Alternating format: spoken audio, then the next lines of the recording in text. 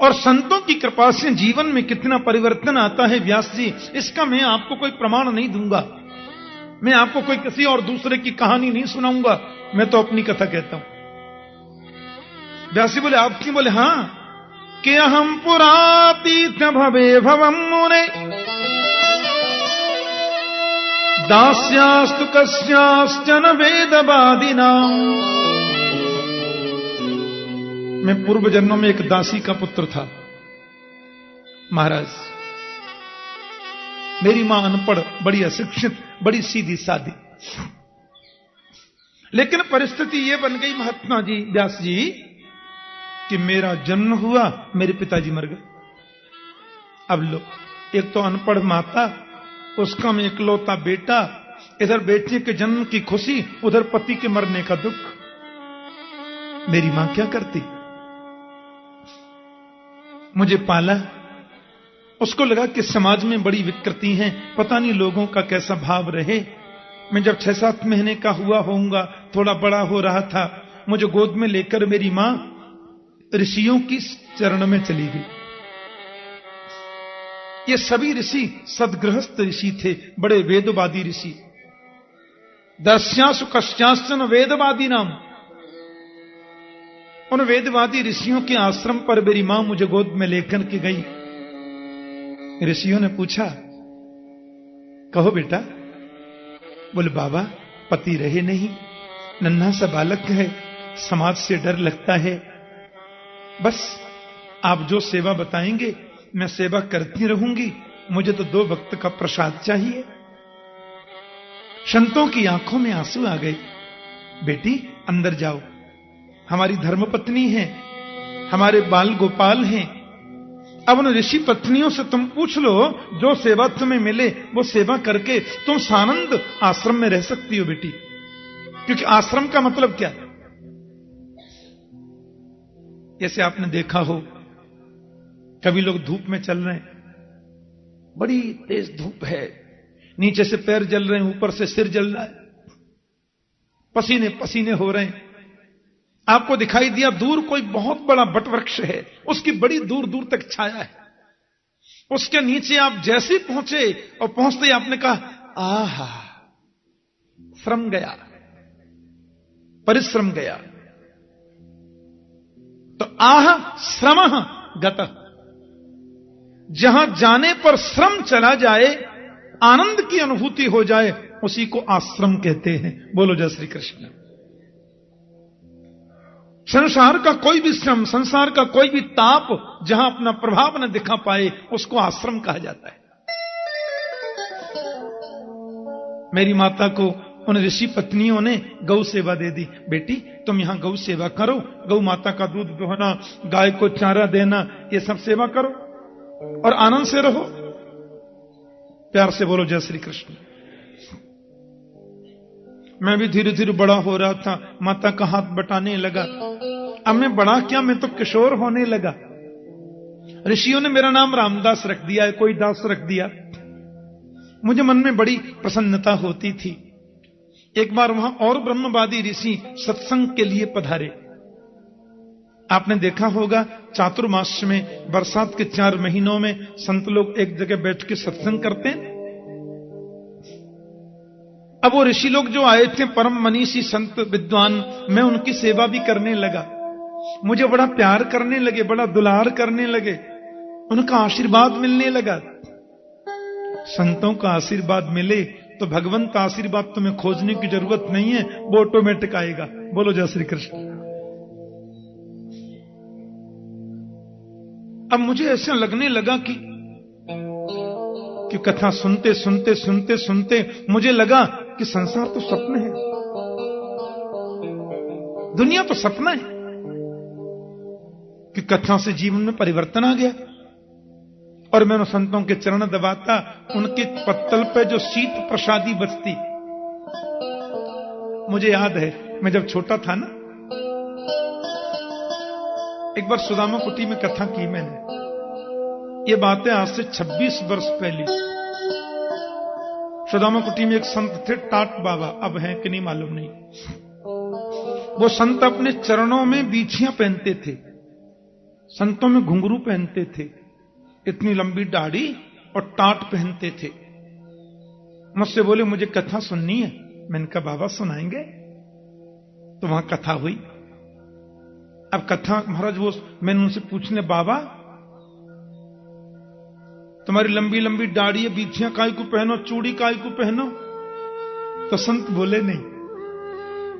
तीसरे चौथे दिन मैंने पूछा, बाबा आपने मुझे बताया नहीं? उनकी आंखों में आंसू आ गए और मुझसे बोले, बेटा हम राम जी की सखी हैं, हमारे तो राम ही सर्वस्व हैं। मिथिला की उपासना है ना, तो सखी भाव है। अब शरीर की दाढ़ी है तो बनी रहो। मुझे आश्चर्य लगा। तो मैंने देखा वो कथा के बाद में भंडारा हुआ। भंडारा होता है ना, तो मैंने उन संत को अपनी आंखों से देखा। जब कथा पूरी हो गई और हजारों संत भंडारा पाने लगे, तो जब संत भंडारा पा चुके तो मैंने देखा वो संत सब संतों की पत्तल से एक एक पकौड़ी, एक एक कोई चीज उठा के दोना में ले रहे थे और उसको खा रहे थे। मैंने कहा बाबा ये? बोले शीत प्रसादी है, संत भगवान की प्रसादी। आज मैं यही पाऊंगा। कथा सुनी है ना, तो मेरा मन है आज शीत प्रसादी लूं। मैं तो देखता रह गया। नारद जी कहते हैं कि वो संत भोजन जब कर लेते तो मैं उनके पत्तल का उच्छिष्ट प्रसाद पाता, उससे मेरी बुद्धि बदल गई, ऐसा नारद जी कह रहे हैं। और मुझे लगा कि अब कथा तो 10 दिन की बाकी रह गई। मैं चरणों में गिर के बोला, बाबा आप मुझे अपने साथ में ले चलिए, जंगल में मुझे छोड़ देना और कहीं ऐसे डाल देना, मैं तो भजन करूंगा। न जाने कैसे मेरी मां को पता चल गया, बाबा ले जाएंगे मेरे बेटे को।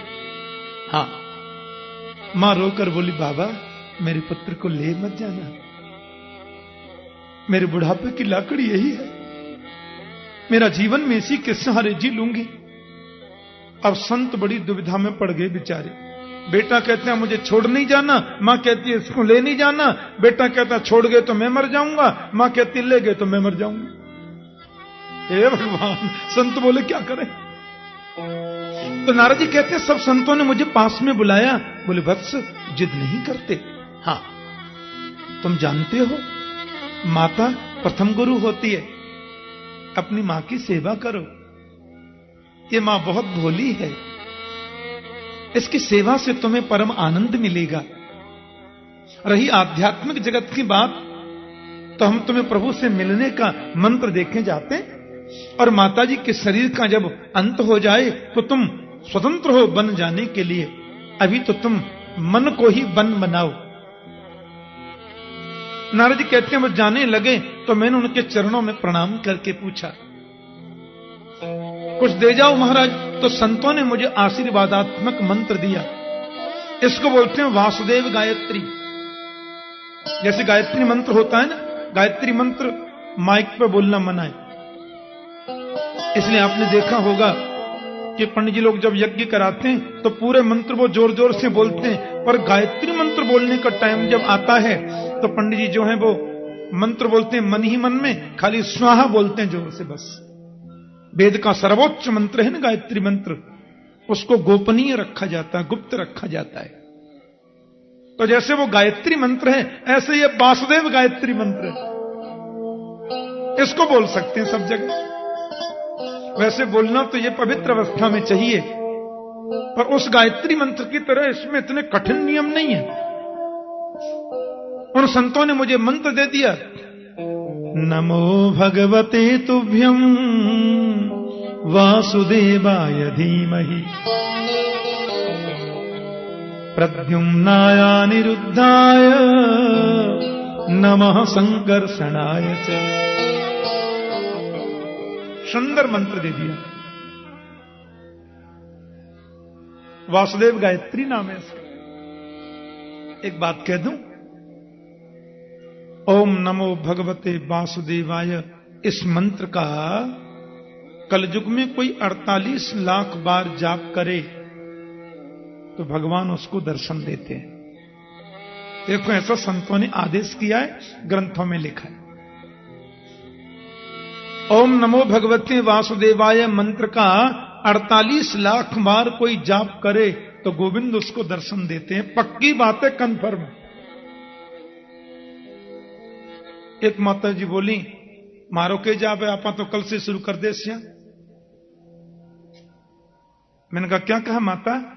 अजी महाराज कल से शुरू कर देते हैं, 48 लाख में कौन लगती है, कुछ तकलीफ थोड़ा ही है, भगवान तो मिल जाएंगे। मैंने कहा कर लो।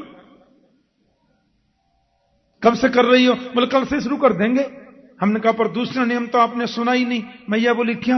मैंने कहा जब तक 48 लाख मंत्र पूरे न हो जाएं तब तक भोजन करना मना है। मैया बोली तो आपा को नहीं कर सका, हमारे बस की कौन नहीं महाराज, आपा को नहीं कर सका। मैंने कहा तो गुड़ का पुआ है क्या, डबल बेड पर पड़े पड़े ही जप लोगी? हां, 48 लाख जब तक पूरे न हो जाएं तब तक जमीन पर सोना चाहिए, केवल फल और दूध ले। काम क्रोध आदि को मन में आने मत दीजिए। 48 लाख पूरे नहीं होंगे उससे पहले गोविंद न मिल जाए तो जो कहो सो करेंगे। बोलो जय श्री कृष्ण। पर करो इस नियम से। मसरत डाल दी, डबल बेड पे पड़े, आधी माला जप ली, फिर चैनल बदल दिया, फिर आधी माला ये कर ली, फिर चैनल दूसरा देख लिया। ऐसे थोड़ी मिलेंगे। नारद जी कहते हैं संत मुझे मंत्र दे गए, मेरा बहुत बड़ा भाग्य था। और जब ये संत लोग जाने लगे मैं बहुत रोया, पर इस मंत्र ने मुझे बड़ी शक्ति दी। जपा सिद्धिर जपा सिद्धि, जपात सिद्धिर न संशय।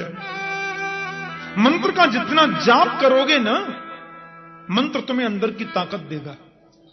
हां, मानसिक शक्ति, आध्यात्मिक शक्ति, आत्मिक शक्ति मंत्र देता है। नारद जी कहते हैं लेकिन मेरी मां, हे भगवान एक मिनट मुझे छोड़े नहीं। अरे रामदास कहां है, अरे मेरा पुत्र किधर है, अरे बेटे जाना नहीं। उसको लगता कहीं मैं भाग न जाऊं, क्योंकि मुझे बैराग्य चढ़ रहा था। व्यास जी एक दिन तो माला जपते जपते मैंने सोच लिया माता जी अब पधार जाएं तो ही ठीक है। हां, मुझे ऐसा सोचना नहीं चाहिए था, पर बैराग्य आ रहा था, सोच लिया, सो मां मर गई। एकदा निर्गताम गेहम दुहंती निष्कंपथि, सर्वोपदस्पदा स्पृष्ट कृपणाम कालनोदित। एक दिन मेरी माता गाय धोने के लिए गई, सो मां को काले नागर ने डस लिया और माता जी मर गई। मैंने तो इनको भगवान का अनुग्रह समझा, सीधा वन में चला गया और वहां जाकर के इसी मंत्र का मैंने जाप प्रारंभ कर दिया। 2 मिनट मेरे संग बहुत भाव से गाइए। हो सकता है नारद जी के संग हमको ही थोड़ा दर्शन हो जाए। माता की गोद में बैठे, क्या पता मां कृपा कर दे।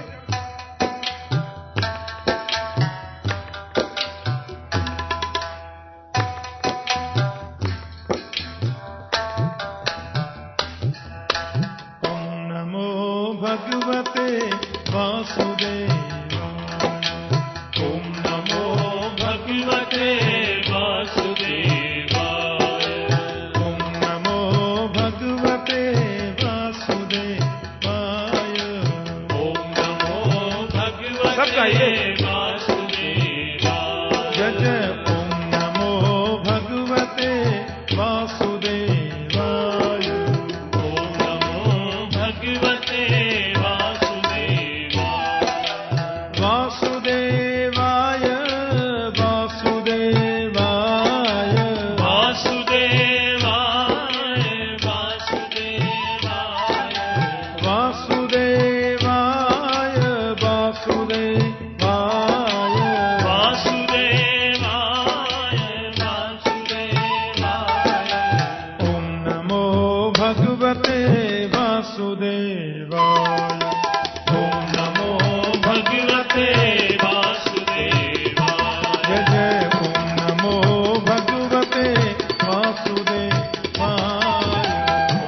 गाइए भगवते वासुदेवाय, वासुदेवाय नंदनंदनाय, वासुदेवाय नंदनंदनाय, वासुदेवाय मेरो कृष्ण चंद्राय, वासुदेवाय मेरो कृष्ण चंद्राय, कृष्ण चंद्राय प्रभु रामचंद्राय, कृष्ण चंद्राय प्रभु रामचंद्राय, रामचंद्राय प्रभु तिरुमलेश्वराय, रामचंद्राय प्रभु तिरुमलेश्वराय, रामचंद्राय गोपीनंदनंदनाय, रामचंद्राय गोपीनंदवल्लभाय, रामचंद्राय प्रभु राघवल्लभाय, रामचंद्राय प्रभु राघवल्लभाय, रामचंद्राय गोपीजन वल्लभाय, रामचंद्राय गोपीजनवल्लभाय। ओम नमो भगवते वासुदेवाय। ओम नमो भगवते वासुदेवाय। बोलो ओम नमो भगवते वासुदेवाय। ओम नमो भगवते वासुदेवाय। बोलो ओम नमो भगवते वासुदेवाय। ओम नमो भगवते वासुदेवाय। वासुदेव वासुदेव वासुदेव वासुदेव वासुदेव वासुदेव वासुदेवाय वासुदेव वासुदेव। मेरे हृदय में तो भगवान प्रकट हो गए, अंतर्धान भी हो गए, मैं रोया। भगवान बोले सक्दिय दर्शितम रूपम एतत् कामाय ते नघ मत काम शनकैर साधो सर्वान मुंचति श्रेयान। अगली बार मिलूंगा, अभी तुम्हारे संस्कार शेष हैं। कहते हैं सारी सृष्टि जब प्रलयंकाली समुद्र में लीन हो गई, मैं भी चला गया। देखो संत कृपा, सत्संग की कृपा, उस मंत्र जाप की कृपा। वही दासी का पुत्र बच्चा रामदास ब्रह्मर्षि ब्रह्मपुत्र देवर्षि नारद बन के आ गया। और मेरे हाथ में जो वीणा है वो भी तो प्रभु ने दी है। देवदत्त इमाम वीणाम स्वर ब्रह्म विभूषिताम। बताओ, संत कृपा से जब दासी पुत्र नारद बन सकता है तो आप भागवत क्यों नहीं लिख सकते? व्यास जी की समझ में आई। नारद ने 3 अंगुली हृदय से लगाई, संपूर्ण ज्ञान व्यास के हृदय में उमेल दिया और व्यास ने फिर भागवत की रचना कर दी समाधि लगा के। क्योंकि समाधि भाषा व्यासस्य, व्यास की समाधि भाषा है भागवत। फिर उन्होंने ही श्रीमद् भागवत सुखदेव जी को सुनाई। भगवान सुखदेव ने वो कथा राजर्षि परीक्षित को सुनाई, 7 ही दिन में मोक्ष मिल गया। बोले महाराज थोड़ा विस्तार से बताओ ना जी। बोले अब ये तो मैं 3 बजे से बताऊंगा। बोलो जय श्री कृष्ण। आप लोग ठीक 2:45 बजे आना। बोलिए श्री बाल कृष्ण लाल की जय। श्रीमद् भागवत महापुराण पुराण की जय। श्री श्री कात्यायनी माता की जय। सद्गुरु देव भगवान की जय। राजा रामचंद्र महाराज की जय। जय जय श्री राधे द्वारिकाधीश की जय। परम मंगलमय परात्पर अखिलेश्वर अकारण करुणा वरुणालय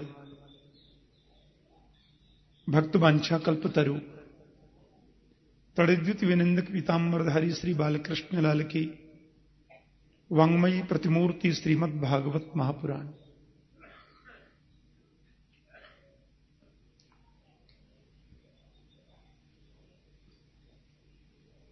माता कात्यायनी के चरणों में बैठकर संतों की पवित्र सन्निधि में परम संत स्वामी श्री विद्यानंद जी महाराज के विशेष सानिध्य में आप सब भगवत चरणानुरागी भक्त वृंदों के मध्य श्रीमद् भागवत ज्ञान यज्ञ सप्ताह कथा में प्रातःकालीन सत्र में हम लोग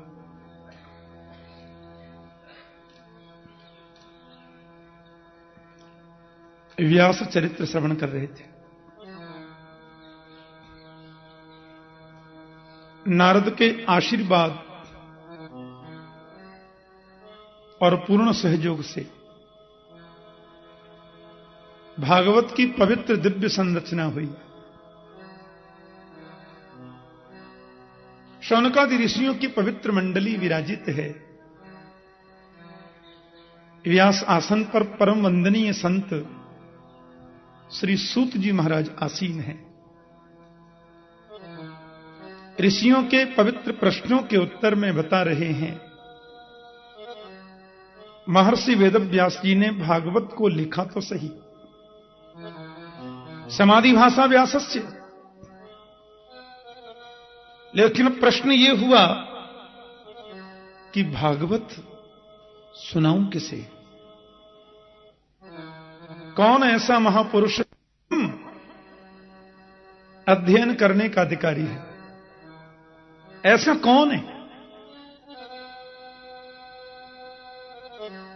नेत्र बंद करके अंतर हृदय में अपने आप को अंदर किया। भागना दो प्रकार का होता है, एक बाहर दौड़ते हैं, एक अंदर दौड़ते हैं। बहिर्मुखी वृत्तियां जब होती हैं व्यक्ति की, तो हर समाधान वो बाहर खोजता है, और वृत्तियां जब अंतर्मुखी हो जाती हैं तो समाधान अंदर ही खोजता है। और अंदर समाधान को खोजना ही अंतर्दृष्टि माना जाता है, जो आध्यात्मिक जगत में नितांत जरूरी है। महर्षि वेदव्यास के हृदय से आवाज निकली, एक ही तो है जिसने काम को जीता, क्रोध को जीता, और वो है महर्षि शुकदेव, आपका अपना पुत्र। उन्हीं को बुलाओ, भागवत का अध्ययन कराओ। क्योंकि व्यास बड़े ऊहापोह में थे, किसको सुनाऊं? यदि भृगु ऋषि को भागवत पहले सुनाऊं तो उन्होंने क्रोध को तो जीता नहीं। एक बार तो ऐसी स्थिति बन गई कि भगवान के वक्ष पर ही पाद प्रहार कर दिया, क्रोध को जीता नहीं। और यदि ऋषि विश्वामित्र को सुनाऊं तो क्रोध ऐसा कि वशिष्ठ के कितने पुत्र मार दिए, और काम ऐसा कि मेनका नाम की अप्सरा आई, सबकी एक किराए पे पानी फेर के चली गई।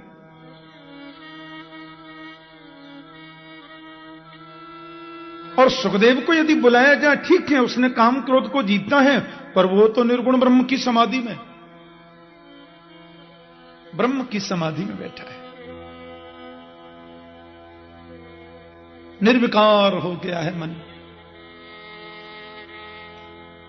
अब क्या करूं? तो व्यास के अंतर हृदय से पुनः आवाज आई, 4 अंगुल की कौपीन भी जिसने नहीं पहनी, इतना बड़ा त्याग जिसके जीवन में है, उस सुखदेव को भी आकृष्ट करने की सामर्थ्य किसी में है तो मेरी गोविंद लीला में है, गोविंद के चरित्र में है। अब ये तो समस्या बड़ी विचित्र है ना, सुखदेव को बुलाया जाए कैसे? एक तो संस्कृत स्वयं में बड़ी मीठी भाषा है, इससे मीठी दुनिया में कोई भाषा नहीं। और एक बार संस्कृत का चस्का जिसको लग जाए ना, उसको और कुछ अच्छा लगता नहीं। हां, और उसमें भी भागवत के मंत्र, बाप रे, अनूठे। कई बार तो मुझसे विदेशों में लोग कहते हैं, ठाकुर जी आप संस्कृत जब श्लोक गाते हैं ना तो भले ही समझ में कम आता हो, लेकिन इच्छा होती है सुनते ही रहें। ये श्लोकों की महिमा है, भागवत के संस्कृत मंत्र हैं ही ऐसे। अब समस्या हो गई। महर्षि वेदव्यास ने अपने शिष्यों को बुलाया, नन्हे ब्रह्मचारियों को, और बोले जहां सुखदेव समाधि में हैं वहां तुम ये मंत्र गाना, शायद वो आ जाए। विश्वास इसलिए है कि कृष्ण चरित्र है, ये बड़े बड़ों को पछाड़ देता है। बोलो जय श्री कृष्ण। हाँ। मधुसूदन सरस्वती पाद कहते हैं, एक बार वृंदावन आगे गलती से, और एक बार यहां आ जाए कोई फिर मत पूछो। हाँ, फिर तो बार बार खींचता है। और मधुसूदन सरस्वती पाद जब वृंदावन आए, यहां 2, 4, 5 दिन रह गए। वेदांत के परम उपासक अब लौट करके जैसे ही बनारस में गए तो मन कहता चलो वृंदावन, मन कहता चलो वृंदावन। अपने मन को कहते नहीं नहीं मुझे वृंदावन नहीं जाना, फिर मन कहता चलो वृंदावन। तो अपने मन को समझाते रेचेत कथयामिते हितमिदम वृंदावने चारयन् वृंदम कोपि गवम नवम बुध निभो बंधुर्न कार्यस्तया सौंदर्यामृतमुद्गिरद्भिरमितः सम्मोह्य मंदस्मितै रेषत्वां तव वल्लभांश्च विषया ना सुक्षयम निश्चते। अरे मन वृंदावन जाने की बात मत करे, नहीं जाना। अब ध्यान करने बैठे तो वही टेढ़ी टांग वाला दिखे। हे भगवान क्या करूं? मन कहता चलो वृंदावन, अपने मन से कहता ठीक है तू कहता है तो वृंदावन चलूंगा, पर वहां जाकर एक बात का ध्यान रखना। मन कहता जो कहोगे सब मानूंगा। बोले वहां वो काली कमली वाला जो है ना नन्हा सा गोपाल, उससे बंधुता मत करना, मित्रता मत कर लेना। मन कहता है तुम चलो तो सही, उसकी ओर हम देखेंगे ही नहीं। तो फिर दूसरा मन कहता है अरे देखोगे कैसे नहीं, एक बार देख जो लिया है वही खींच रहा है। अब दिन रात मन को समझाएं, कहता है चलो, फिर आगे वृंदावन। 2 दिन रह के फिर चले गए काशी। किसी संत ने पूछा क्या बात है, बड़े उदास लगते हो आजकल, तुम तो काशी में वास करते थे निष्ठा से। संतों में बड़े बड़े प्रामाणिक संत मधुसूदन सरस्वती। मधुसूदन सरस्वती पाद बोले अब मुझे लगता है काशी छोड़नी पड़ेगी। क्यों? बोले दिल में घुस गया टेढ़ी टांग वाला कि वैराग्य वीथि पथिकैरुपास्य। अपने मन की बात कह रहे हैं कि वैराग्य वीथि पथिकैरुपास्य स्वराज्य सिंहासन लब्ध दीक्षा पर सठेन केनापि वयम हठेन दासी कृता गोप बधू बिटेन। हे भगवान,